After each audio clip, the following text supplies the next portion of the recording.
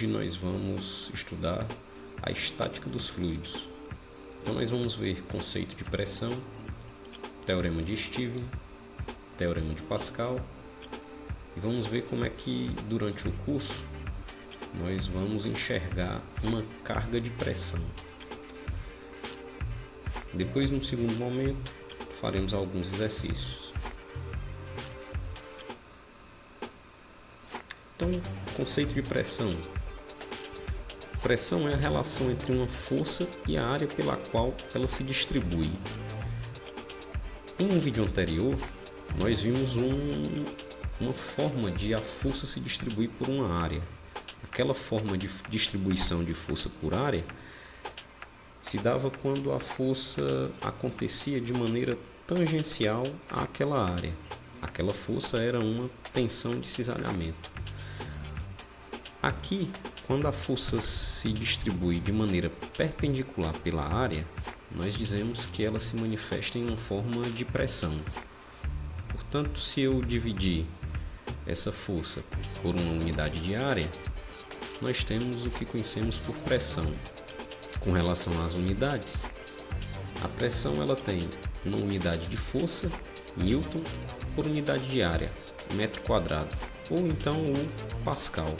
1 Newton por metro quadrado equivale a 1 Pascal. Vamos ao teorema de Stevens. Então imagine um pequeno cilindro submerso em água. Esse cilindro é um cilindro de água, certo? Imagine que eu isolei aqui, nessa parte submersa, um cilindro de água.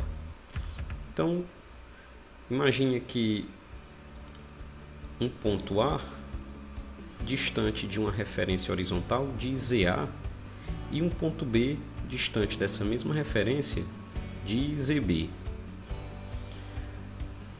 No ponto A e no ponto B agem forças devidas à pressão de imersão desses pontos. Portanto, uma vez que pressão é uma força sobre uma área, essa força pode ser expressa da forma pressão em A vezes a área em A. Da mesma forma, no ponto B, a pressão em B vezes a área em B. Ambas as áreas, por ser um cilindro, são iguais.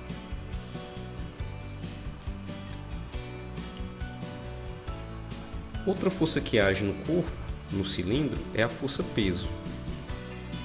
Para fazer o somatório das forças, eu preciso deixar todo mundo, todas as forças, no mesmo eixo. Portanto, eu vou decompor a força peso no sentido do eixo do cilindro. Isso resulta na força peso vezes o seno dessa declividade alfa que o eixo do cilindro faz com a horizontal. Eu tenho como representar esse peso do cilindro em função do peso específico da água. Peso específico sendo peso sobre volume, portanto, o peso igual ao peso específico vezes o volume do cilindro. Mas, resgatando lá da geometria espacial, o volume do cilindro nada mais é do que a área vezes a sua altura, aqui representada pela letra L.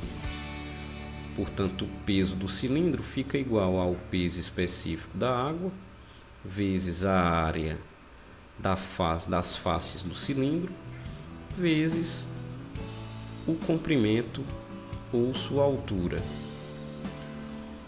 O seno de alfa pode ser calculado por ZA menos ZB, que corresponde ao cateto oposto a alfa, dividido pela hipotenusa, que aqui é a letra L.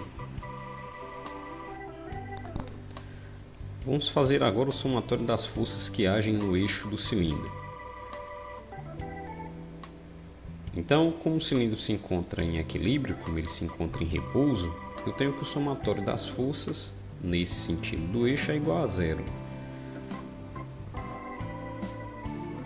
Como apontam para o mesmo lado PA e W seno, eu tenho PA vezes A mais W vezes o seno de alfa se igualando à força que age no sentido oposto, PB vezes a área.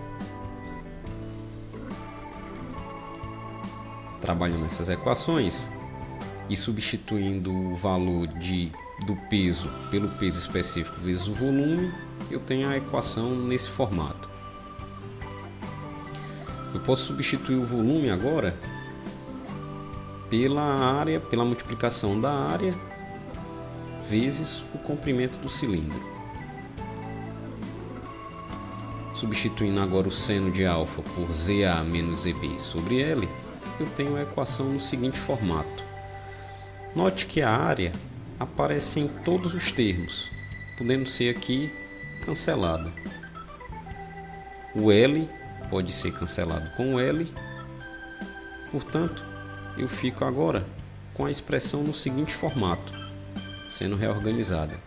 A pressão em A menos a pressão em B vai ser igual ao peso específico do fluido, da água, multiplicado pela diferença de cotas ZA menos ZB, que corresponde à distância vertical entre os pontos A e B.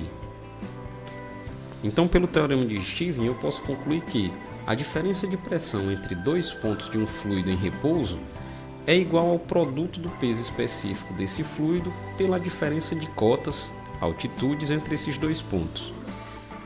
Foi o que a gente acabou de ver na figura passada. Outro teorema que vai ser bastante utilizado pela gente aqui vai ser o teorema de Pascal. O teorema de Pascal, ou lei de Pascal, me diz que a pressão aplicada num ponto de um fluido em repouso se transmite integralmente a todos os pontos desse fluido. Então imagine aqui o nosso reservatório com um fluido em repouso, que dentro desse reservatório tenha dois pontos A, distantes a uma certa altura Z entre eles. Imagine que eu vou aplicar uma força como em um êmbolo, aplicando uma pressão na parte externa desse fluido.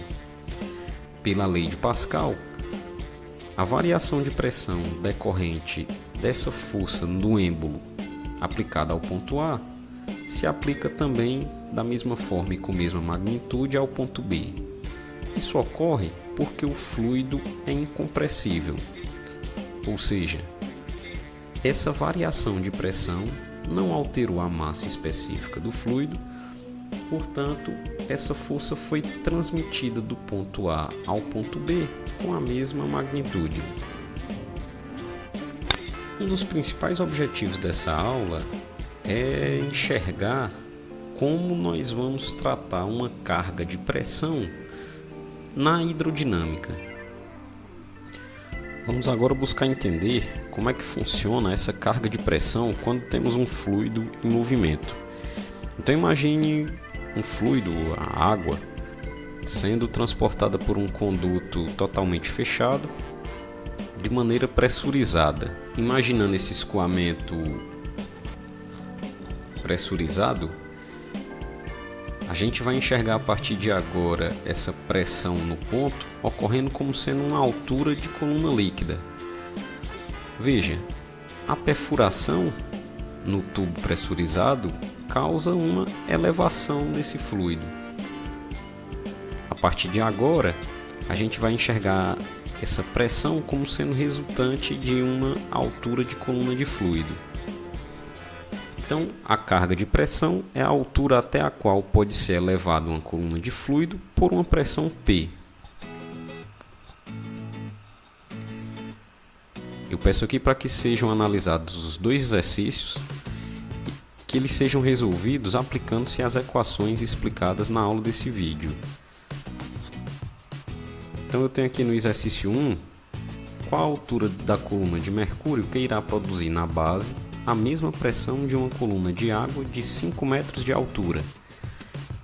Então aqui vocês vão aplicar as equações de Stevens e o princípio de Pascal. No exercício 2 eu peço para determinar a carga H, mostrada na figura, caso a pressão medida no centro da parte esférica seja de P igual a 30 kPa e o líquido apresentar massa específica de 0,8 vezes 10 a 3 kg por metro cúbico. Aqui, além de aplicar as equações de Stevin e o princípio de Pascal, vocês deverão trabalhar com essas unidades. Na aula presencial, nós faremos a solução de ambos os exercícios.